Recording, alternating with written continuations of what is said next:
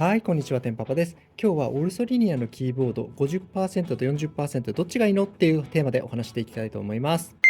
そしたらまずですね、50%と40%のキーボードの違いというものを3つご紹介したいと思います。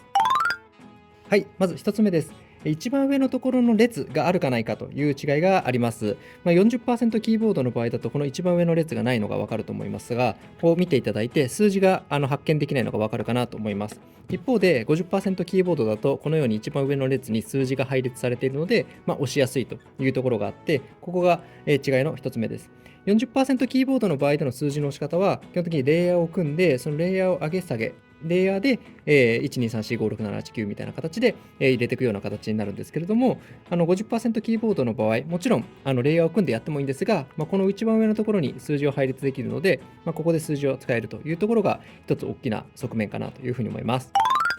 はい、続いて2つ目です。2つ目は重さという点になります。当然ながら50% キーボードの方が大きいので重くなってくるというところで、実際のグラム数を見てもらえればと思うんですけれども、こちらが、計測計ですね。数字がこちらに表示されると思うんですけども、まずこの 50% キーボードの場合の重さが約 755g で、40% キーボード、ちょっと先ほど見せたこちらだとちょっとプラスチック製で軽いので、そもそも同じ素材のこちらでと630というふうに出ます。なので、大体 100g とか、多ければ 150g とか、それぐらいやはり1列違う分だけ重くなるよという点が重さの違いに出てくるかなというふうに思います。はい、違いの3つ目になりますが、大きさになります。当然ながら、40% キーボードと50% キーボード並べて分かるように、ちょっと画面に入りきらないですけども、1列分ある分大きくなってくるということになります。でこれどういう時に問題になるかというと、このパソコンの上にですね、載せてキーボードを叩きたいという場合、もちろん普通のこのキーボード、ノートパソコンについてるやつを使ってもいいんですけれども、40% キーボードに慣れてしまう、そしてオルソリーニアに慣れてしまうとなかなか戻れないというところがあるので、これを置いて作業をすることができます。でその時に 40% だとこんな形ですっぽり収まるんですけれども、50% キーボードを使おうとするとどうなるかというと、ズンという形になって、かなりこう場所を取ると、それでももちろんこの中に収まるので何ら問題はないんですけれども、もちろん先ほど言ったように 40% キーボードのコンパクトに収まるので、スマートに使えるかなというところがあります。この辺好みではあるのですけれども、もしこれがより小さい、パソコンになればなるほど、小さい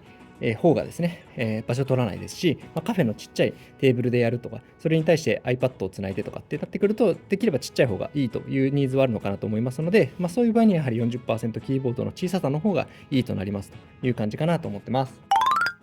はい、それではですね、違い3つご紹介しましたけれども、結論どっちがいいのっていうところをお伝えできればと思いますが、私、テンパパ自体は 40% キーボードの方が好きです。それは先ほど言った違いの3つを全て掛け合わせても 40% キーボードの方が好きだなというところが結論としてあります。私、軽い方が好きだし、コンパクトが好きだし、数字がなくても、別に覚えてしまえば、これどう配列するかにもよるんですけれども、私の場合、ここの部分に点キーのように123456789 というふうに置いてるので、結構覚えられてですね、そんなに別にこの数字列がなくても やっていけてるってところがあるので、覚えてしまえば別にそんなにこの数字の列がないことが苦になるかというとそうでもないというところがございますから、そういう点でも 40% キーボードが使いやすいということで、僕は 40% キーボードの方が好きだし、基本的に今取り揃えている自分の中のキーボードも 50% は1台しかなくて、それが全部 40% って形にしているので、私は 40% 推しっていう感じです。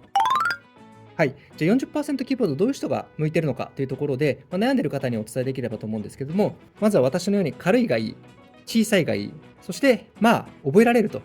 いう方はこの 40% キーボードがいいのではないかなと思ってます。なので持ち運んでやりたいとか、そういうようなニーズがある方は基本的に 40%、軽い方がいいですから、もちろん 30% キーボードっていうのも世の中にあるんですけれども、一旦私はそれに手を出してないんですが、一旦小さければ小さいほどいいということがあるので、そういうふうに持ち運びを多い人っていう部分に関しては、こういう形のちっちゃい方をお勧めしますというところです。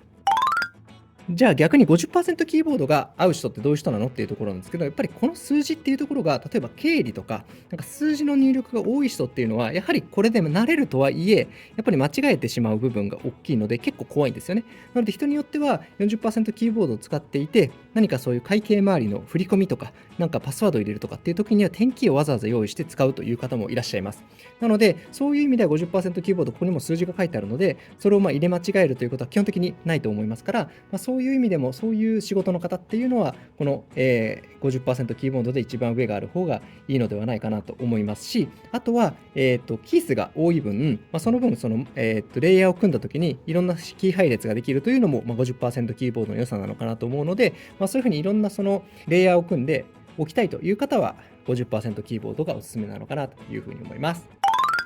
はい。そしたら今日の動画いかがだったでしょうか。今日は 40% キーボード、50% キーボードの違いと、どういう人に向いてるのかっていうところ、そして私の好みというのをお伝えさせていただきました。私は先ほど言ったように 40% キーボードの方が好きですっていうのが結論なんですけれども、ただ50% キーボードの良さもあるのもまた事実ですので、僕自身にはどっちも持って遊んでいきたいなと思ってますから、どっちも一旦補充して持っているという感じになります。はい。そしたら今日の動画ですね、面白いな、いいなと思ったらぜひグッドボタンとチャンネル登録の方ぜひよろしくお願いします。これからもオルソリニアキーボードのカスタマイズだったり、オルソリニアキーボードのご紹介だったりっていうところをやっていこうと思いますので、ぜひ次の動画でも楽しみにいただければなと思います。